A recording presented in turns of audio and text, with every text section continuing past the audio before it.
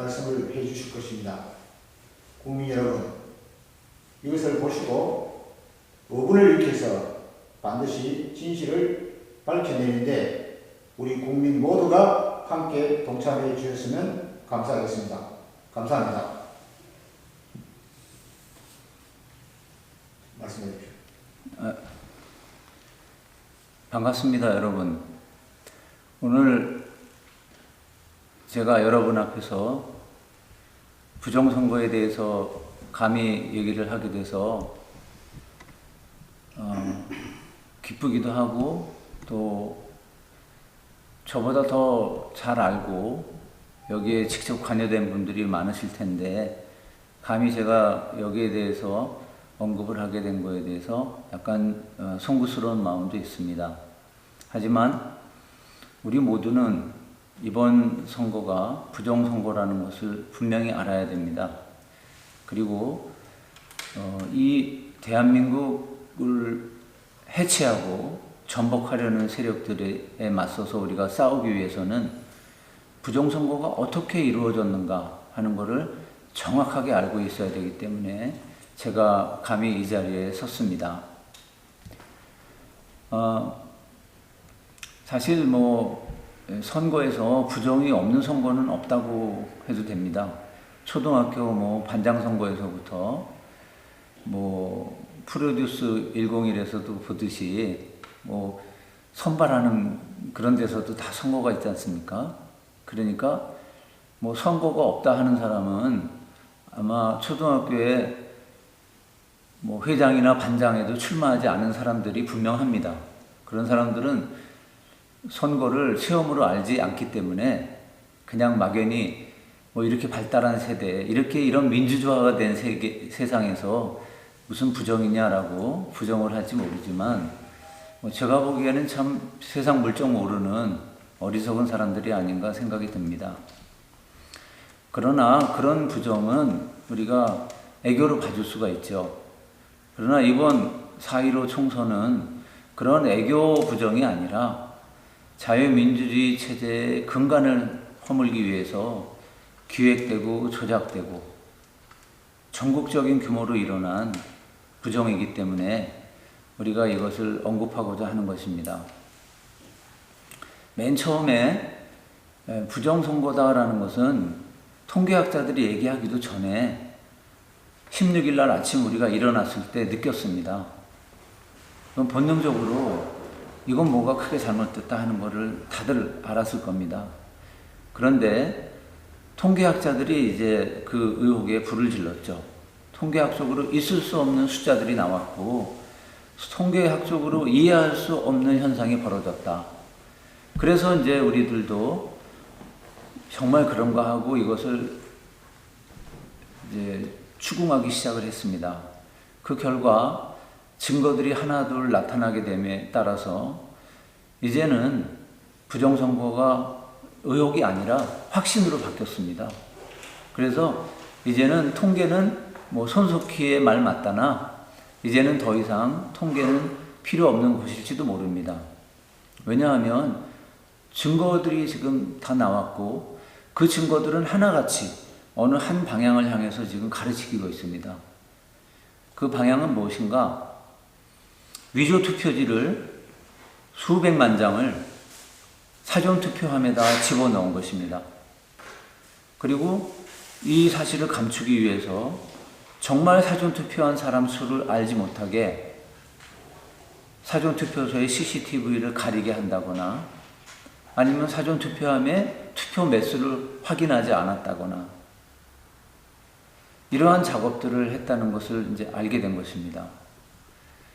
그것뿐만이 아니라 당일 투표에서도 개표 과정에서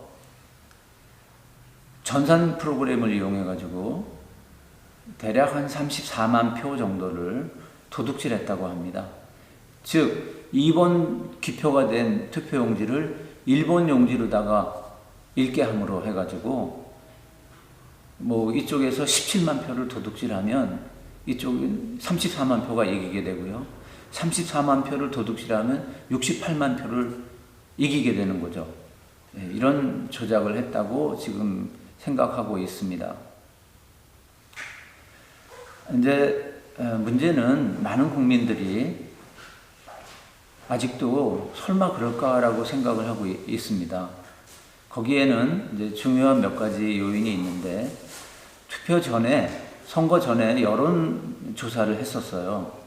근데 그 여론조사는 하나같이 민주당 40대, 통합당 23, 또는 민주당 37대, 통합당 23, 뭐 이런 식으로 민주당이 다 이기는 걸로 나왔습니다. 그런데 우리가 한 가지 알아야 될 것은 이 여론조사라는 것을 우리가 100% 믿어서는 안 된다는 거죠. 그리고 각 후보들도 자기 나름대로 이제 여론조사를 했는데, 예를 들어서 이현주 의원 같은 경우는 여론조사를 했을 때 8%를 자기가 이기는 걸로 나왔었습니다. 그런데 졌죠. 아슬아슬하게 졌습니다. 제가 조사를 해본 바에는 이현주 의원은 위조투표지 7,700장이 투입됨으로 해서 지게 된 것이었죠. 이현주 의원도 자기가 8%로 이길 줄 알았는데 진 거에 대해서 매우 안타까워하고 있더라고요. 그래서 이 여론조사를 믿는 사람들은 여론조사 결과대로 투표 결과가 나왔으니까 이거는 조작이 아니다라고 생각하시는 것 같아요. 그런데 이렇게 생각해 보면 됩니다. 여론 조작을 해서 자기네들이 목표로 조작해 놓은 수치에 맞게끔 여론 조작을 했다라고 볼 수도 있는 것이죠. 또 하나는 민주당 지지자들은 어떤 말을 하냐 하면, 이번 그 투표, 이 조작 투표의 핵심은 무엇인가 하면, 당일 투표에서는 통합당이 7만 표 이겼는데 사전 투표에서는 360만 표가량을 지게 된 거예요. 이런 일은 있을 수가 없다는 거죠. 여기에 대해서 민주당 지지자들은 뭐라고 하나 하면은, 민주당 지지자들 360만 명이 본투표를 안 하고 사전투표를 했기 때문이다 라고 주장을 합니다. 정말 그런 일이 있을 수 있을까요? 한 단체라 하더라도 민주당 지지자가 하나의 단체고 하나의 지령에 따라서 움직인다면 뭐 그럴 수도 있겠죠. 그러나 일반 시민들이 한결같이 360만 명이 몰려가서 어느 한 정당을 찍는다 하는 것은 현실적으로 있을 수 없거니와, 오히려 그것보다는 위조 투표지 360만 장이 들어갔다 하는 것이 더 현실적일 것입니다. 왜냐? 그 당시의 여론조사에서는 민주당이 다 이기는 걸로 돼 있었어요. 그러면 우리 거꾸로 생각을 해서 우리 편이 이기는데 우리가 길을 쓰고 근무하는 시간을 내 사전투표소로 몰려가서 찍어야 될 이유가 있나요? 사전투표를 하면 표를 2장을 주나요? 표는 사전투표하고 나면 본투표 못하지 않습니까? 즉 오직 한 표만 행사할 수 있다면 굳이 사전투표로 몰려갈 이유가 하나도 없는 것이죠. 물론 각 정당에서는 지지율을 높이기 위해서 사전투표를 홍보를 했습니다. 통합당도 했고 민주당도 했어요. 그리고 통합당이나 민주당 지지자 모두가 이번에 코로나 바이러스 감염이 걱정이 돼가지고 사전투표로 다소 몰려갔던 것도 사실입니다. 그러나 그것은 온 국민이 다 겪는 문제였기 때문에 민주당 지지자들만 몰려갔다 하는 것에는 이유가 될 수가 없죠. 이상 살펴본 것처럼 민주당 지지자 360만 명이 몰려갔다고 하는 것은 허구입니다. 그건 말도 안 되는 변명이고 하등에 그럴 이유가 없었던 것입니다. 그래서 통계상 일어났던 그런 이상한 그 숫자들이라든가 이런 사전투표에서 2배 가까이 민주당이 표를 얻은 것은 바로 위조 투표지를 투입했기 때문이에요. 그러면 그 증거가 있는가? 증거가 많이 있습니다. 위조 투표지를 어떻게 제작할 수 있는가에 대해서 잠시 말씀을 드리면, 이번 선거에서는 우리가 주민등록증을 내면 그거 바로 QR코드가 찍힌 투표용지가 프린터에서 나왔죠. 바로 그거하고 똑같이 위조 증명을 이용하면은 가짜 투표용지를 많이 만들어낼 수 있습니다. 그럼 그 위조 증명은 어떻게 만드는가? 일반적으로 한 40% 이상의 사람들이 투표를 하지 않습니다. 그 중에는 투표할 수 없는 사람들이 있어요. 도망 다니는 사람들. 그죠? 그 다음에 뭐 홈리스처럼 주거가 불명한 사람들. 그 다음에 중환자실에 있어서 나올 수 없는 사람들.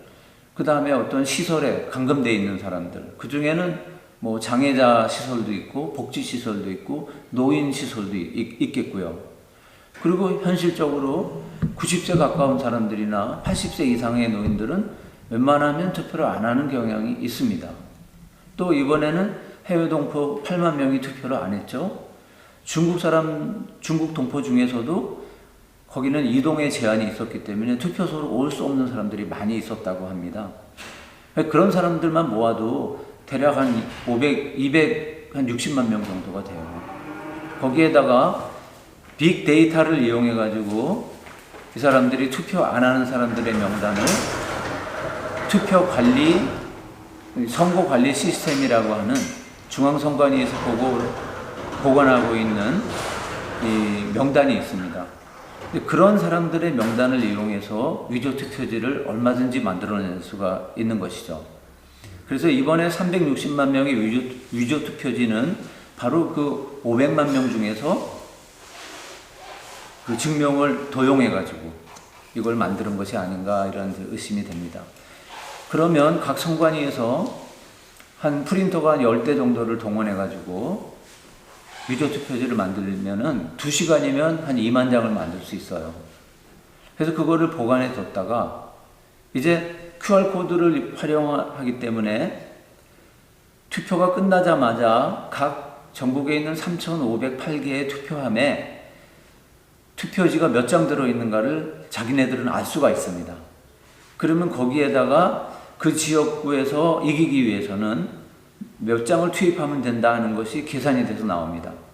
그러면 그거를 2명 2인 1조가 돼가지고 투표함이 이제 보관소로 들어가기 전에 그 투표 투입구를 봉인지를 떼어내고 그 숫자만큼 매수를 집어넣습니다. 그러면 만일에 152장을 넣어야 된다. 그러면은 100몇 짜리 다발을 하나 넣고 52장을 세서 넣잖아요. 그럼 넣다 보면 51장이 될 수도 있고 53장이 될 수도 있어요. 대부분은 정확하게 넣지만 뭐 종이가 새 거니까 넣다 보면은 한두 장 뭐 적게 넣을 수도 있고 아니면 50, 60, 70 하다가 10장을 또 착각을 해서 10장을 더 넣을 수도 있습니다. 실제로 이렇게 해서 수백 군데의 그 투표함에 투표지 매수가 적거나 많은 경우가 발견되고 있죠. 이것이 바로 위조 투표지를 투입했다 하는 증거가 되겠습니다.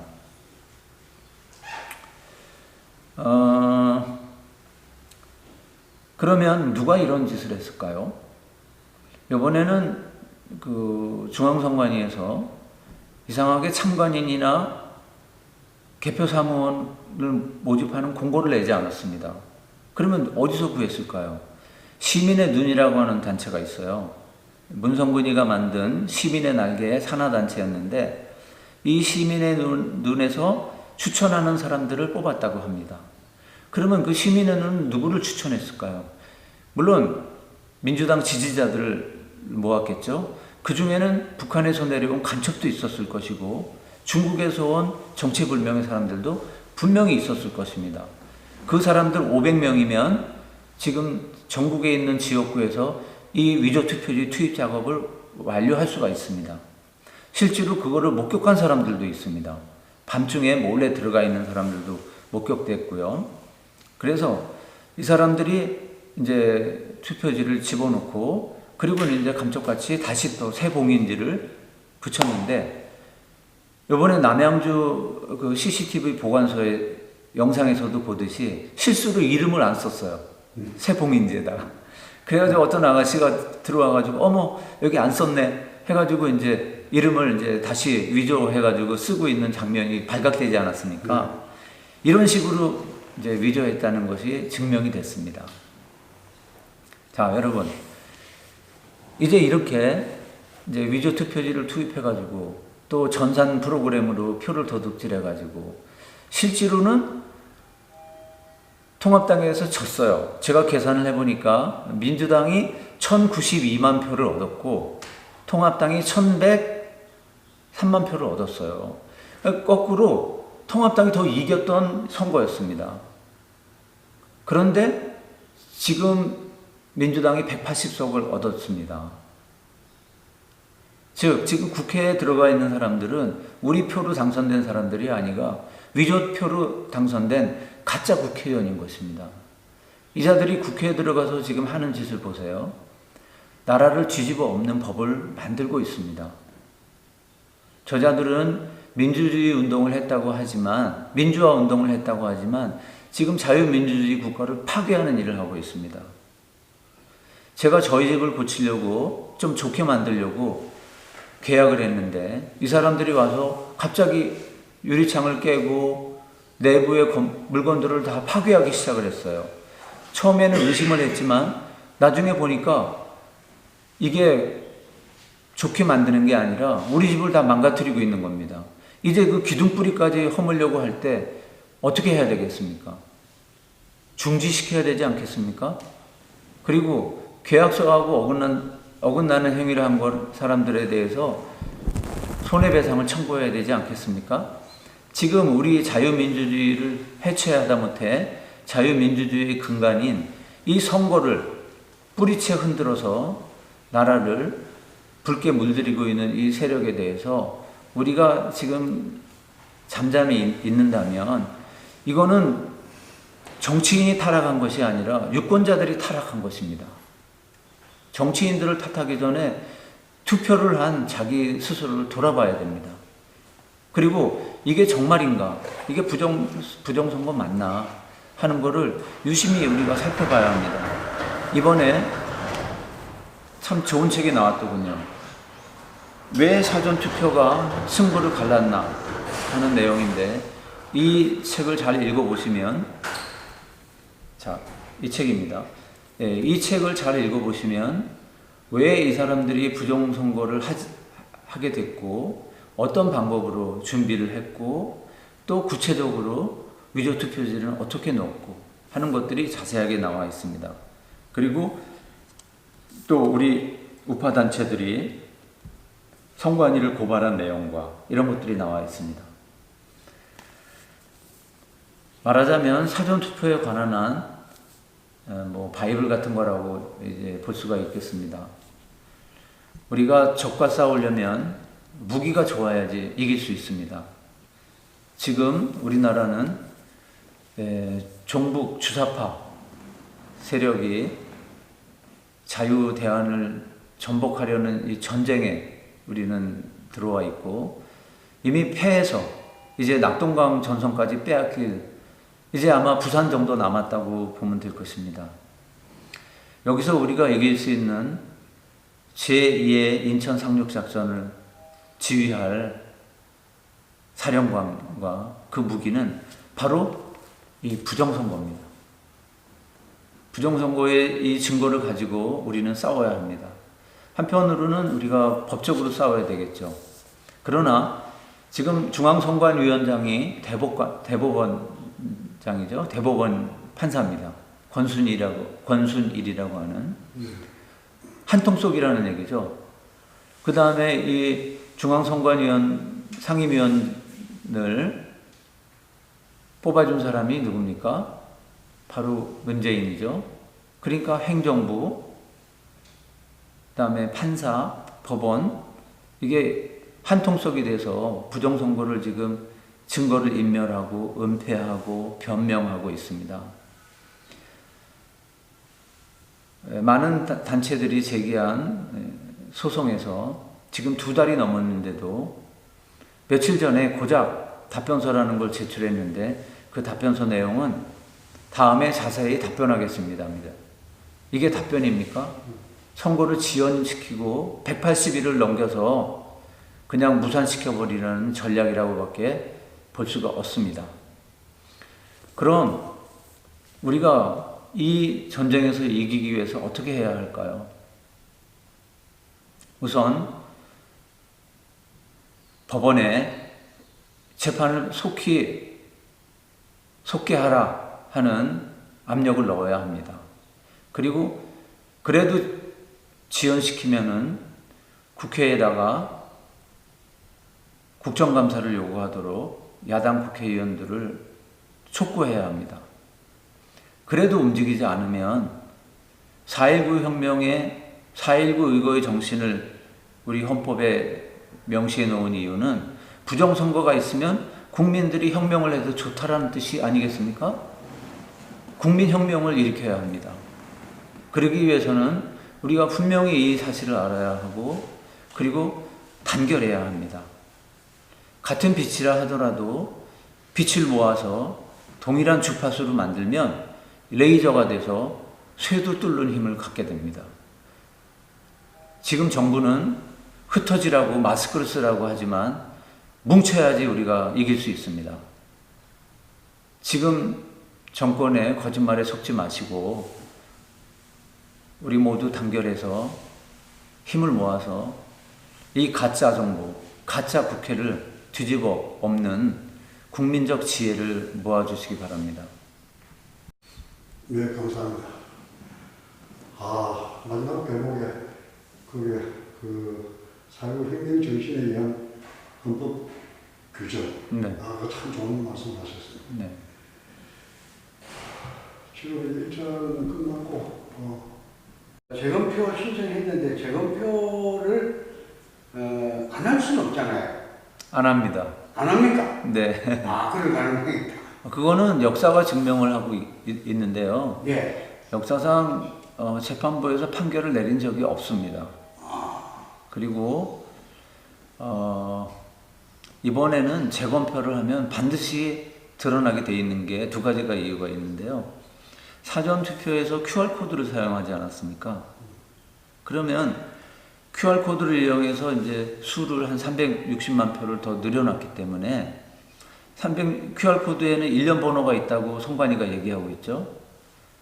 그러면 실제로 투표한 사전투표자 명부를 우리가 확보를 해갖고 만일에 준다면 그 가운데 투표할 수 없는 사람들을 명단과 대조를 해보면 아까 말씀드린 그 투표할 수 없는 사람들의 명단이 거기 섞여 있다면은 이거는 위조 투표지라고 볼 수 있죠.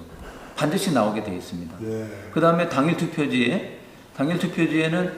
QR코드는 없지만 이거는 전산을 조작해가지고 2번 기표된 거를 1번으로 읽었잖아요. 그러니까 그 수를 계산해보면 표 차이가 나겠죠. 각 지역구별로 적어도 뭐 몇천 표씩은 차이가 날 겁니다. 그럼 그것이 바로 부정선거를 의미하는 것이기 때문에 재검표를 아마 적극적으로 막을 겁니다. 어떤 핑계를 대서라도 재검표를 못하게 할 겁니다. 이거에는 법원과 선관위가 이해가 딱 맞아 떨어지기 때문에 이들은 제가 예상할 수 있는 시나리오는 일단 재판을 코로나 바이러스 핑계로 각 재판정을 계속 미룰 수 있습니다. 그 다음에 선관위에서 답변을 늦게 할 겁니다. 예, 퇴근해 왔으니까요. 네. 그리고 재판을 계속 연기를 할 겁니다. 그렇게 해서 180일만 넘기면 되거든요. 그리고 이제 어떤 비난이나 처벌 같은 거는 감수를 할 겁니다. 네. 그 정권이 뒤집히는 것보다는 일부 사람들을 처벌하는 것이 더 쉽지 않겠습니까? 그렇죠. 네. 그래서 우리가 이렇게 합법적인 것도 해야 되지만 그렇지 않은 부분의 일도 우리가 해야 되는 것이죠. 네. 지난 선거 때 그 정당 관계를 보면 60여 개 이상의 그 정당이 난립이 해가지고 저희 국민들이 투표를 하게 됐는데 한간에 지금 이제 떠들고 있는 이야기가 정당을 구성하는 요건을 갖추지 못한 정당들이 엄청나게 많다. 반 이상이 될 것이다. 5천여 명 이상의 당원을 확보를 해야 되고 또 이 당에 등록을 하고 또 이 당에 등록을 하고 또 다른 당에 등록을 하고 여러 군데 당에 등록을 한 그 등록된 사람도 중앙선관위에서는 정당의 합리성을 갖다 인정했다는 이야기예요. 그래서 그게 불법적이다라고 좀 더 이야기를 하고 있는데 실질적으로 중앙선관위에서 정당법에 어긋나는 이런 구조로서 정당을 만들어가지고 난입시켜가지고 국민들을 호도한 거 아닌가 이 이야기가 많은데 혹시 그림에 대해서 교수님 아시는 바 계시나요? 사실 법적으로 따지면 이번 선거는 총체적인 불법 선거입니다. 부정선거 이전에 불법 선거입니다. 그런데 이제 법치가 무너졌고 법에 우리 국민은 기대하지 않습니다. 그래서 지금 그게 뭐 불법이었느냐 아니니를 따질 조차도 없는 게 그거는 흉악범한테 뭐 횡단보도를 뭐 잘못 건넜느니 이런 거를 따지는 거는 마찬가지예요. 기본적으로 다 불법인데 무슨 뭐 그게 무슨 의미가 있겠습니까? 이번에 그 이제 비례정당 만든 것부터가 불법 아니겠습니까? 예. 그리고 안 만들겠다고 하더니 저기 비례한국당 만들었을 때 민주당에서 뭐라 그랬습니까? 안 만들겠다고 그러고 엄청 비난을 하더니 자기네는 2개나 만들었잖아요. 네. 2개나 만들었는데 그 중에 그 열린민주당을 또 홀대하는 바람에 열린민주당의 정봉주 대표가 그 사전선거 끝난 다음날 나와서 그랬잖아요. 이씨, 양씨, 윤씨, 너희들은 이번 선거 기간에 짐승만도 못한 짓을 했어. 금도를 넘었어. 내가 언제든지 을로 있을 줄 알아? 나 정봉주야. 라고 얘기했지 않습니까? 그게 뭡니까? 선거 기간에 사전선거에서 얼마나 나쁜 짓을 했으면 자기네 편인 정봉주 대표가 이근영, 양정철, 그리고 윤호중, 민주당 선거대책위원장인 윤호중, 이 사람들에 대해서 너희들은 짐승만도 못한 거라고 얘기를 했겠습니까? 네, 예.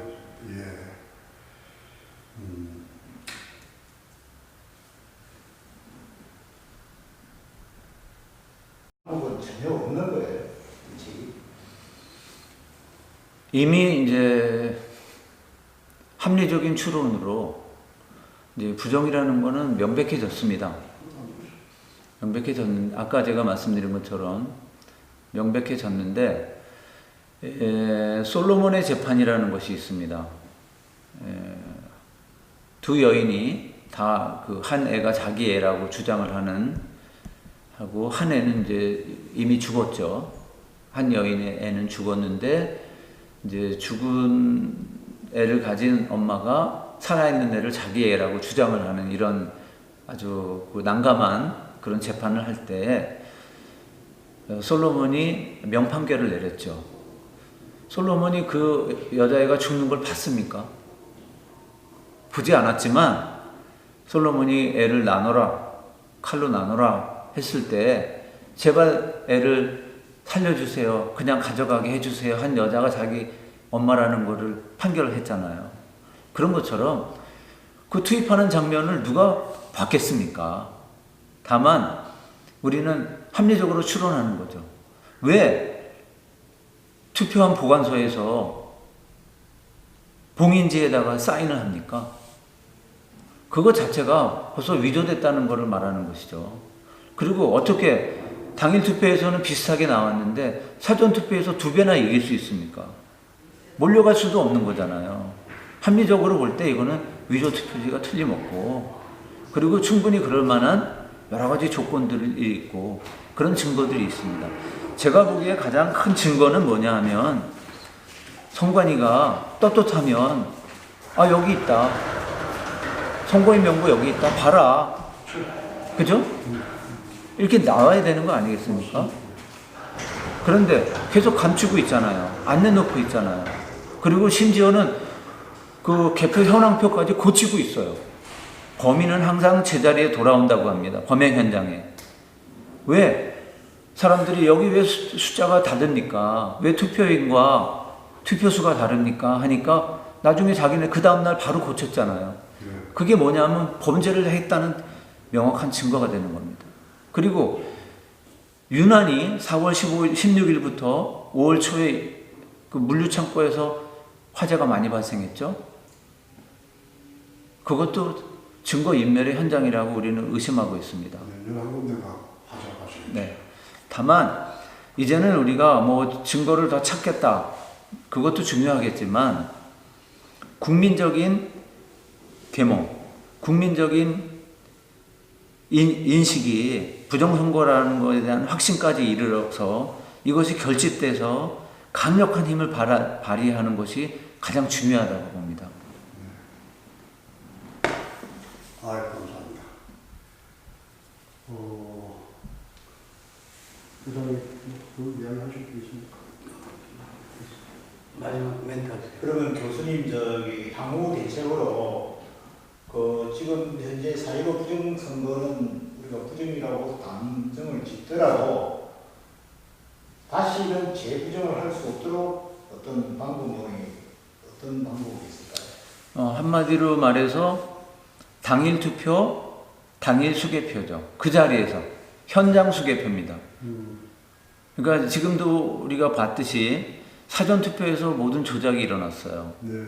그리고 전산 개표에서 조작이 일어났습니다. 그것만 차단하면 됩니다. 그리고 올해 선관위에서 작년 선관위 예산이 7,601억이었죠. 네. 그리고 모든 국회의원들을 자기 마음대로 주무르는 기관입니다. 왜냐하면 다음 선거에서 선거운동할 거 아니에요. 그때 선관위가 막강한 위력을 발휘하기 때문에 선관위가 사실은 국회의원들 꼭대기에 올라앉아 있다고 보면 됩니다. 그래서 물론 헌법적 기관이긴 하지만 선관위의 이런 무소불위의 이 만행을 우리가 억제해야 됩니다. 그래서 또 돈이 많이 들어가는 것이 이런 전산기기들 발주하고 뭐 이러는 것들이거든요. 이런 걸 못하게 하려면은 각 동단위에서 선거를 하게 하는 거죠. 동단위에서 동장이 선거관리위원장이 되고 선관위는 보조적인 역할을 하게 하고 그 마을 사람들 전부 다 와서 그날 투표하고 그 자리에서 음식 먹어가면서 개표를 하는 겁니다. 그러면 전국에 만일에 5만 개의 만약에 투표소가 있다고 치자고요. 그러면 지금 핸드폰으로 5만 개에서 오는 것들을 다 모아서 발표를 하게 되면 제 생각에는 아마 12시 이전에 개표가 다 끝나고 그럴 겁니다. 비용 거의 안 들을 겁니다. 그렇죠? 부정 여지가 없습니다. 다 상대방이 서로 보고 있는데 부정이 일어날 리가 없죠. 그 자리에서 바로 여니까요. 가장 원시적인 것이 가장 깨끗한 겁니다. 네. 교수님 말씀 옳은데요. 그 자리에서 투표를 하고 투표 끝나고 난 다음에 그 자리에서 개표를 하고 손으로 개표. 투명하게 될 것 같습니다. 근데 그렇게 하기까지가 어떤 입법화가 되어야 되지 않겠어요? 그렇습니다. 그 입법화하기 하는 그 과정이 또 굉장히 난관이 부딪히지 않을까 이렇게 생각이 되지. 그래서 일단 이 선거 부정을 우리가 밝힐 수만 있다면 법적인 과정을 통해서나 아니면 혁명을 통해서 밝힐 수 있다면 지금의 국회를 해산해야 합니다. 그리고 이 문재인 정부를 타도해야 합니다. 그리고 난 다음에 우리는 새로운 나라를 끌어가야 됩니다. 제대로 배우고 제대로 이 사회에서 역할을 했던 양심적인 사람들이 나서서 이 나라를 새롭게 건설해야 됩니다. 제2의 건국을 우리 이 부정선거를 밝히는 데서부터 시작해야 합니다. 네. 그럼 제외 공간에서 그렇게 시행을 하면 되겠네요. 해외 거주하는 우리 이주민들이나 우리 제외 같이 그렇습니다. 근데 어떻습니까? 그 해외 동포라고 해서 투표권이 주어지는 것이 그게 좀 합당할까요? 저는 개인적으로 반대합니다. 저도 그 의견에는 좀 반대하고 싶은 생각이 들어요. 그분들이 한국인이면 틀림없는데 네. 한국에서 떠나서 해외에 살고 있잖아요. 그렇죠. 그렇다고 해서 한국에 뭐 세금을 내는 것도 아니고 중세를 내는 것도 아니지 않습니까? 그렇습니다. 그런데 투표권을 준다는 것은 좀 불합리한 서사가 이렇게 지금 그거는 이제 투표 조작을 하기 위해서 이제 그 외연을 확장한 거죠. 그러니까 허술한 부분을 많이 만들어 놔야 조작을 할 수 있기 때문에 뭐 재외동포에다가도 주고 뭐 재외 거주 국민한테다도 주고 뭐 사전 투표일도 2일로 늘리고 이랬던 거고요. 정말로 우리가 선거라는 것은 정치에 관심이 있는 국민들이 하는 겁니다. 맨날 우리 보면은 42%나 43%는 아예 투표를 하지 않아요. 그런 사람들은 이 투표에 참여할 자격이 없는 겁니다. 그렇죠? 네. 그러니까 자격이 있는 사람들이 모여서 의사를 표시하는 것만을 우리가 인정하는 것이 맞고요. 사실상 누구나 다 한 표라는 것도 이것도 불합리한 겁니다. 네. 근데 그거는 이제 어쩔 수 없기 때문에 우리가 받아들인다 하더라도 재외동포는 우리가 제외하고 이제 외국에 나가 있는 무슨 사람들은 뭐 거기까지는 우리가 허용할 수 있다고 봅니다. 네, 그렇고 지금 현재 우리가 4.15 총선은 부정이다 이렇게 전국 각지에서 뭐 블랙 시위를 하고 있고 그거를 갖다가 검찰이나 법원에서 빨리 수사하고 재판하고 촉구 집회를 하고 있지 않습니까? 이 집회 양상을 봤을 때 앞으로 사고가 어떻게 될 것 같습니까? 그다음에 집회가 그대로 계속 이어져서 가야 될 건지 이것도 상당히 좀 문제가 되지 않을까요? 네, 저는 집회가 불필요하다고 말하지는 않지만 집회만 가지고는 절대로 이 혁명을 이룰 수가 없습니다. 공부를 해야 합니다. 우리 국민들이 정말로 그러한가? 이게 과연 부정투표였는가? 하는 것들을 책을 통해서 또는 유튜브를 통해서 아니면 스스로 중앙선관위 그 홈페이지에 들어가서 스스로 연구를 해서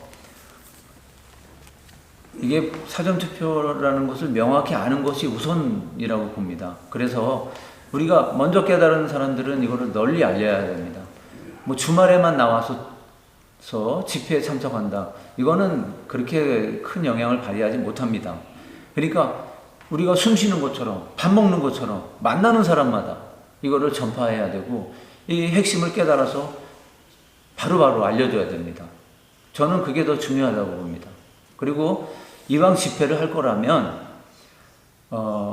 어떤 중앙 지도부가 있어서 여기서 정확한 내용을 알려줘야 되고 그리고 같이 단결해서 행동할 때는 예를 들어서 우리가 청와대로 모이자 할 때는 수백만 명이 모일 수 있도록 그 힘을 키우고 있어야 됩니다. 그래서 어느 순간에 국민적인 혁명이 정말로 필요할 때는 우리가 집결할 수 있도록 해야지 그냥 중구난방식으로 이렇게 하고 그 안에 뭐 돈통을 돌린다거나 아니면 자기 개인의 어떤 사리사욕을 챙기려고 하거나 그래서는 안 된다고 봅니다. 네. 그리고 우리가 지금 이제 언론이 전혀 말을 안 하고 있잖아요. 그렇다고 해서 또 TV 방송도 지금 전혀 그 공영방송조차도 이게 부정이 아니다. 뭐 부정이든 아니든 뭐 이게 사유 총선에 대해서 일절히 말을 안 하고 있으니까 이제 기존 우리가 크고 작은 유튜버들이 이제 열과 성을 다해서 이걸 좀 애를 쓰고 있는 편인데 이 유튜브의 그 활동 상황, 유튜브가 앞으로 어떻게 또 진행을 해야 우리가 같이 호흡을 같이 할 수 있는지 그 말씀 한 말씀. 예, 저도 유튜브를 보고 있는데요. 지금 보면은 이제 어느 정도 찾아낼 증거들은 이제 다 찾아낸 상태다 보니까 그런데도 국민들도 반응이 시큰둥하고 그다음에 언론은 윗선의 지시를 받아가지고 지금 아주 단결해가지고 무시 전략으로 나아가고 있으니까 약간 조금 기가 좀 꺾인 듯한 저도 그런 감을 받습니다. 그래서 이제 우리가 이 전쟁에서 이기려면 전략이 필요한 겁니다. 뭐 전술도 필요하지만 전략이 필요해요. 그래서 유튜브도 통합 유튜브가 필요합니다.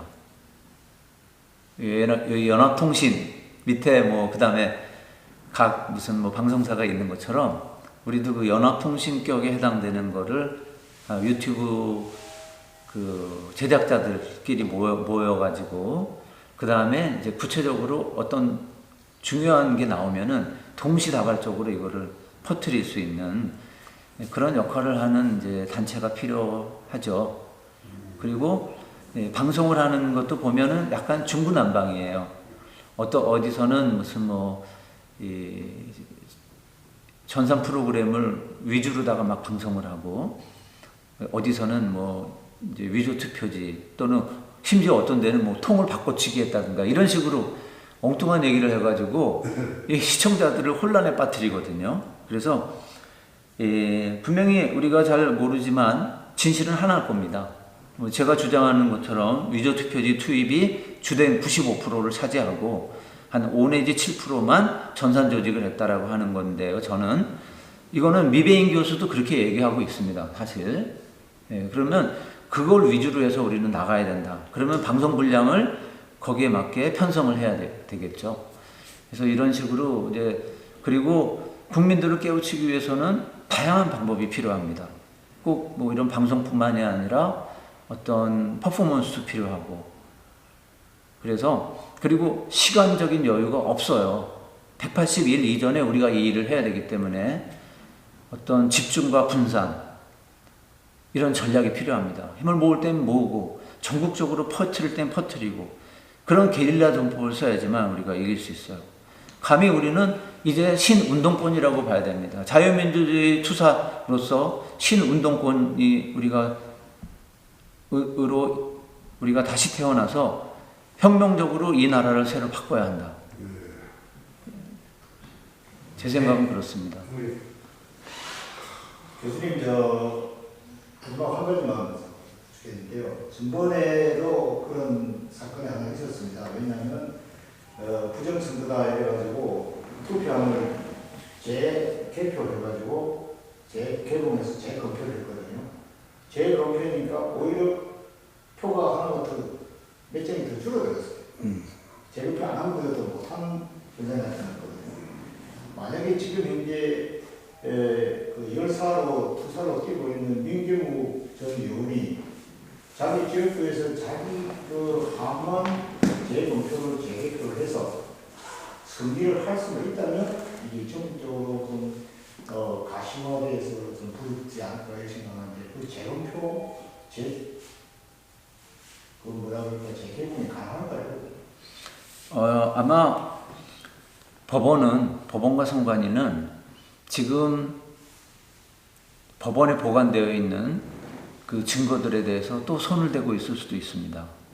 그렇게 추론할 수 있는 것은 어느 성남인가요? 어느 법원이 폐쇄가 됐습니다. 코로나를 핑계로 폐쇄를 했겠죠. 법원을 폐쇄시키고 그 안에 있는 성남 분당을 이런 데 있는 투표지 같은 거를 또 조작을 한 다음에 그 다음에 이게 너무나 많으니까 그냥 대표적으로 하나만 까겠다 라고 해가지고 또 조작을 한 거를 또 열어가지고 국민을 속일 수도 있어요. 그런 우려는 있지만 그렇지 않고 지금 그 상태에서 우리가 다시 재검표를 한다면 그리고 QR코드를 우리가 분석을 한다면 그거는 반드시 드러나게 되어 있습니다. 만에 하나 이런 거를 염려하는 분들이 있는데 지금처럼 열었는데 그대로 되면 우리는 완전히 창피를 당한다. 그렇게 얘기하시는 분이 있는데 저는 그렇더라도 우리의 일은 정당성이 있다고 봅니다. 왜냐하면 선관위가 공정하지 않고 은밀히 행한 일이라는 증거가 있기 때문에 국민적인 의혹이 있고 그 의혹을 검증해야 될 책임이 선관위에 있습니다. 그리고 결과가 선관위가 잘못이 없다 하더라도 그때는 우리가 다 받아들이면 되는 것이죠. 우리가 부끄러워할 이유가 없는 것입니다. 이상으로 오늘 가장 짧은 시간에 또 시간이 촉박하고 4.15 부정선거를 밝혀내야 될 법적 효력된 기간이 180일이기 때문에 어떻게 해서 빨리 이거를 좀 정리 정돈을 하고 우리 국민의 정치를 일으킬까 하는 차원에서 저 개인적으로 생각할 때 우리 한국의 미래인 교수